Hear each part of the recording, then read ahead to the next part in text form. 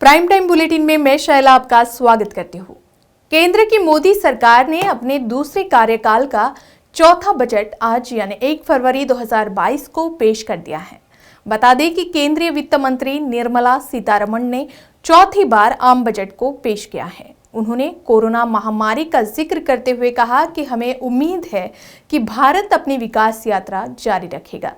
वित्त वर्ष 2022-2023 के आम बजट में वित्त मंत्री ने टैक्स को लेकर कई बड़े ऐलान किए। I present the budget for the year 2022-23. At the outset,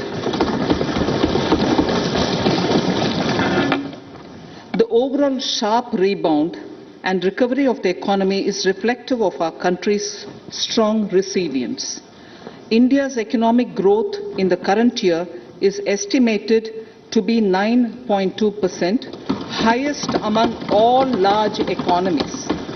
Honorable Prime Minister in his Independence Day address had set out the vision for India at 100.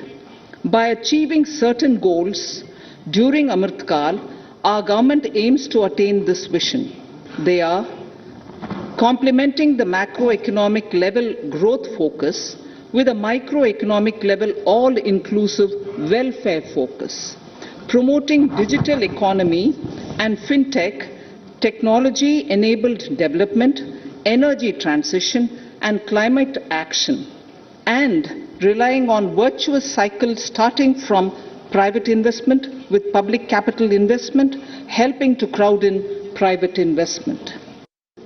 Its fundamental tenets, which included transparency of financial statement and fiscal position, reflect the government's intent, strengths and challenges. The strengthening of health infrastructure, speedy implementation of the vaccination program and the nationwide resilient response to the current wave of the pandemic are evident for all. The productivity-linked incentive in 14 sectors for achieving the vision of Atmanirbhar Bharat has received excellent response, with potential to create 60 lakh new jobs and an additional production of 30 lakh crore during next 5 years. 2022 budget को लेकर कांग्रेस की राष्ट्रीय महासचिव प्रियंका गांधी ने भी tweet कर अपनी प्रतिक्रिया दी है। प्रियंका गांधी ने सरकार पर जमकर निशाना साधा है।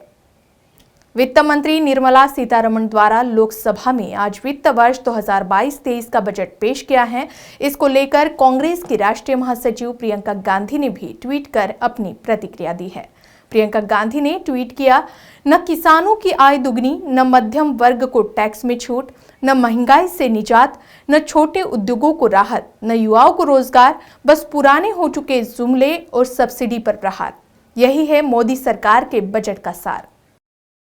नई इलेक्ट्रॉनिक वोटिंग मशीनें यानी ईवीएम खरीदने और पुरानी वोटिंग मशीनों को नष्ट करने के लिए बजट में कानून मंत्रालय को 1525 करोड़ रुपए दिए जाएंगे। यह मशीनें निर्वाचन आयोग को दी जाएगी। मंत्रालय को लोकसभा चुनाव और मतदाता फोटो पहचान पत्रों के लिए भी बजट में आवंटन किया गया है। नई इलेक्ट्रॉनिक वोटिंग मशीनें ईवीएम खरीदने और पुरानी वोटिंग मशीनों को नष्ट करने के लिए बजट में कानून मंत्रालय को 1525 करोड़ रुपए दिए जाएंगे।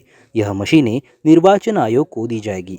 मंत्रालय को लोकसभा चुनावों और मतदाता फोटो पहचान पत्रों के लिए भी बजट में आवंटन किया गया है। कानून मंत्रालय में विधायी विभाग ही चुनाव आयोग और चुनावी संबंधी कानूनों से जुड़े मुद्दे देखने वाली नोडल संस्था के रूप में काम करता है। सख्त प्रोटोकॉल का पालन करते हुए पुरानी ईवीएम को एक एक्सपर्ट कमेटी की निगरानी में नष्ट किया जाता है। एक ईवीएम औसतन 15 साल तक चलती है। बजट में निर्वाचन के सहायक मद के तहत कुल 292 करोड़ रुपए आवंटित किए गए हैं, जिनमें 180 करोड़ रुपए लोकसभा चुनाव के लिए और 18 करोड़ रुपए चुनाव फोटो पहचान पत्रों के लिए है। वित्त मंत्री निर्मला सीतारमण की ओर से आज पेश बजट 2022 से मिडिल क्लास और सैलरीड क्लास को निराशा हाथ लगी है। कम से कम सोशल मीडिया पर रिएक्शन से साफ जाहिर हो रहा है कि इस वर्ग को बजट पसंद नहीं आया है। वित्त मंत्री का बजट भाषण खत्म होने के साथ सोशल मीडिया पर प्रतिक्रिया आनी शुरू हो गई और इस वर्ग को लेकर मीम्स वायरल होने लगे। सोशल मीडिया पर यूजर्स सबसे ज्यादा मिडिल क्लास को लेकर ही मीम्स शेयर कर रहे हैं। मिडिल क्लास कई सालों से टैक्स स्लैब में बदलाव की उम्मीद कर रहा है, लेकिन इस बार भी उसे राहत नहीं मिली। वहीं इनकम टैक्स स्लैब में कोई राहत नहीं दी गई है। देश की सबसे बड़ी पार्टी होने का दावा ठोकने वाली भाजपा का और उसके कार्यकर्ताओं का एक अलग चेहरा मणिपुर में देखने को मिला, जहां पर टिकट बंटवारे से आहत कार्यकर्ताओं ने खुद ही अपने पार्टी कार्यालय पर तोड़फोड़ की और प्रदेश के सीएम और अध्यक्ष का पुतला फूका। इस मामले में ये अंदाजा लगाया जा सकता है कि पार्टी कोई भी हो, उसका अस्तित्व तभी तक जीवित है जब तक वो अपने कार्यकर्ताओं के हित की बात करे, वरना देश हित की बातें तो हर पार्टी करती है। मणिपुर में भारतीय जनता पार्टी के आक्रोशित कार्यकर्ताओं ने बीते रविवार को मुख्यमंत्री एन बीरेन सिंह और प्रदेश इकाई की अध्यक्ष शारदा देवी के पुतले और पार्टी के झंडे जलाए। कार्यकर्ताओं ने विधानसभा चुनाव के लिए उम्मीदवारों की सूची में पार्टी के वफादारों को नजरअंदाज कर कांग्रेस से आने वाले नेताओं को टिकट दिए जाने के खिलाफ नारेबाजी की और पार्टी कार्यालयों में तोड़फोड़ की। आधिकारिक सूत्रों ने बताया कि उम्मीदवारों की सूची की घोषणा के बाद भड़की हिंसा के चलते राज्य में भाजपा के सभी कार्यालयों में सुरक्षा कड़ी कर दी गई है। इतना ही नहीं तो टिकट के कई दावेदारों समेत भाजपा के कई नेताओं ने भी पार्टी की प्राथमिकता सदस्यता से इस्तीफा दे दिया है। हाल ही में दूसरे दलों से आए नेताओं को समायोजित करने के लिए टिकट काटे जाने से भाजपा कार्यकर्ता आक्रोशित है। संगोलबंद, काकचिंग, मोईरंग, किन्सांग थोंग विधानसभा क्षेत्रों में आक्रोशित कार्यकर्ताओं ने पार्टी के झंडे, पर्चे जलाए, स्थानीय कार्यकर्ताओं में तोड़फोड़ की और इसके साथ ही नारेबाजी की। थंगा में कार्यकर्ताओं ने मुख्यमंत्री और प्रदेश भाजपा अध्यक्ष के पुतले जलाए।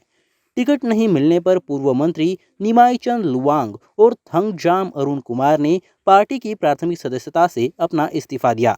थंगजाम बाद में जनता दल यूनाइटेड में शामिल हो गए। भाजपा कार्यकर्ताओं ने दावा किया कि खंगा बोक मंडल के सभी सदस्यों ने अनुभवी नेताओं को नजरअंदाज कर भाजपा के नवोदित नेता को टिकट देने का हवाला देते हुए सामूहिक इस्तीफा दिया। इसी बीच सुरक्षाकर्मी इम्फाल के थंबल सांगलेन में प्रदेश भाजपा मुख्यालय में सतर्कता बरत रहे हैं। सत्ताधारियों के धर्म विशेष के ऊपर ज्यादा जोर देने के चलते इसका असर अब राज्य के कुछ जिलों में भी देखने को मिल रहा है, जहां ताजा मामला मध्य प्रदेश से सामने आया है। मध्य प्रदेश स्थित मंदसौर में तथाकथित हिंदू संगठन ने मुस्लिम समुदाय द्वारा नमाज के दौरान दी जाने वाली अजान को बंद करने की मांग की है, जिसे लेकर आपसी भाईचारे के बीच विद्रोह का मामला बढ़ता हुआ नजर आ रहा है। मध्य प्रदेश स्थित मंदसौर में हिंदू जागृति मंच के द्वारा स्थानीय प्रशासन को ज्ञापन देकर मुस्लिम समुदाय के द्वारा नमाज पर रोक लगाने की मांग की जा रही थी, जिसका बहुजन समाज पार्टी की स्थानीय इकाई ने इस मामले पर स्थानीय संगठन का जमकर विरोध किया। अतः बहुजन समाज पार्टी ये मांग करती है कि जिले एवं प्रदेश में धार्मिक द्वेषता बढ़ाने वाली घटनाओं को सख्ती से रोका जाए तथा इस प्रकार के कृत्य करने वाले लोगों पर कठोर दंडात्मक कार्रवाई की जाए, जिससे कि ऐसी घटनाओं की पुनरावृत्ति न हो। अन्यथा की स्थिति में बहुजन समाज पार्टी के द्वारा उग्र आंदोलन किया जाएगा, जिसकी जिम्मेदारी शासन प्रशासन की होगी। लगाई मंदसौर के समस्त पदाधिकारियों के द्वारा राज्यपाल महोदय के नाम ज्ञापन दिया गया, माननीय कलेक्टर महोदय को। देखिए, विभिन्न संगठनों के द्वारा जो तथाकथित हिंदू संगठन हैं, उनके द्वारा निरंतर धर्म विरोधी बातें करी जाती हैं और इसको लेके इनके द्वारा एक ज्ञापन दिया गया।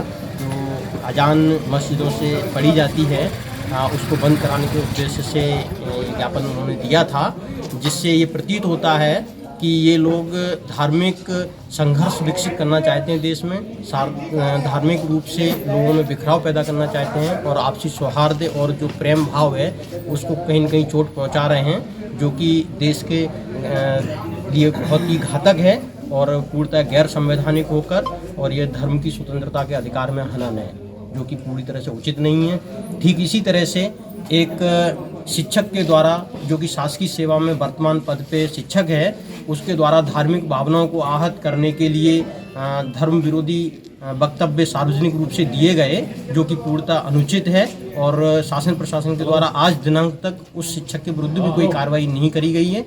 और इन्हीं मुद्दों को लेकर बहुजन समाज पार्टी ने आज माननीय राज्यपाल महोदय के नाम ज्ञापन सौंप किया है। मध्य प्रदेश से दीपक बसहर की रिपोर्ट, इक्वालिटी न्यूज के लिए। हरियाणा में आंगनवाड़ी वर्कर्स अपनी मांगों को लेकर सड़क पर उतर आई हैं। पिछले 55 दिनों से निरंतर जारी इस हड़ताल में हरियाणा के पूर्व मुख्यमंत्री और कांग्रेस नेता भूपेंद्र हुड्डा ने शिरकत की और आंगनवाड़ी कार्यकर्ताओं को लेकर सरकार की अनदेखी का आरोप किया। भूपेंद्र सिंह हुड्डा ने कहा कि अपनी जायज मांगों को लेकर आंदोलन करना हर नागरिक का अधिकार है। सरकार इस पर अंकुश नहीं लगा सकती। सरकार को आंदोलनकारियों पर दर्ज सभी केस वापस लेकर हटाए गए सभी कर्मचारियों की सेवा को फिर से बहाल करना चाहिए। हुड्डा ने कहा कि आंगनवाड़ी वर्कर्स की इस मांग को वह विधानसभा के आने वाले सत्र में पुरजोर तरीके से उठाएंगे।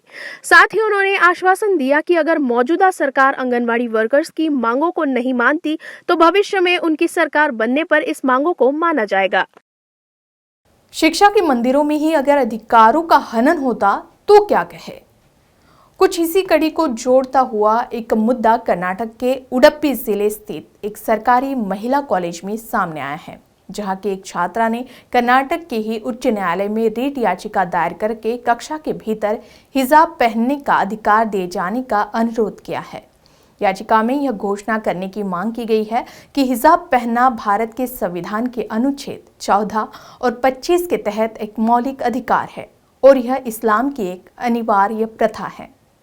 प्राइम टाइम बुलेटिन में फिलहाल के लिए बस इतना ही। खबरों की अधिक जानकारी के लिए आज ही इक्वालिटी शॉप ऐप को डाउनलोड करें और सब्सक्राइब करना ना भूलें।